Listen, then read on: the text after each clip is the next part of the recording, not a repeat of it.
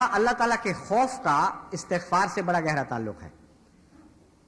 یعنی بعض اوقات انسان حیران ہوتا ہے کہ ایک انسان جو اتنی لمبی بدیاں کر چکا تھا اسے بخشا کیوں گیا، اور اس قسم کی احادیث پڑھ کر یہ ذہن میں خیال پیدا ہوتا ہے کہ پھر کوئی فرق نہیں پڑتا، بدیاں کر لینی چاہیے. حالانکہ اس قسم کی بدیوں کی جرت اس خوف کو کھا جاتی ہے اور ٹکراتی ہے اس خوف سے جس کے نتیجے میں انسان بخشا جاتا ہے. اس لیے جسارت کے نتیجے میں بدیاں کرنا، اس کا کوئی جواز کہیں نہیں ملتا، نہ قرآن کریم میں نہ احادیث میں.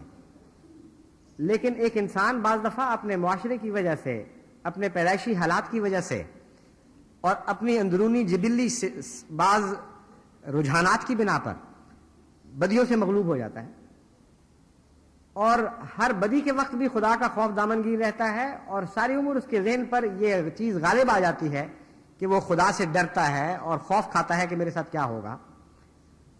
ایسے شخص کی حالت کے متعلق حضور صلی اللہ علیہ وآلہ وسلم بیان فرماتے ہیں. آپ نے فرمایا، ایک آدمی جس نے کبھی کوئی نیکی نہیں کی تھی اپنے اہل سے کہا کہ جب میں مر جاؤں تو مجھ کو جلا دینا اور میری راکھ کو آدھا خشکی میں اور آدھا سمندر میں بہا دینا. خدا کی قسم، اگر اللہ نے مجھ پر قابو پا لیا تو پھر مجھے ایسی سزا دے گا کہ دنیا بھر میں کسی کو نہ دی ہوگی. حضور صلی اللہ علیہ وآلہ وسلم فرماتے ہیں، جب وہ آدمی مرا تو انہوں نے اسی طرح کیا جس طرح اس نے کہا تھا، لیکن اللہ تعالیٰ نے خشکی اور تری کو حکم دیا کیونکہ وہ مالک ہے کہ اس کی راکھ کے ذرات کو جمع کرو. بس وہ جمع ہوئی اور اسے وجود ملا. تو اللہ نے اس سے پوچھا، تم نے ایسا کیوں کیا تھا؟ اے میرے بندے، تو نے کیوں وصیت کی تھی کہ تجھے جلا کر خاک کر دیا جائے اور آدھے ذروں کو خشکی میں بکھیر دیا جائے اور آدھوں کو سمندر میں غرق کر دیا جائے؟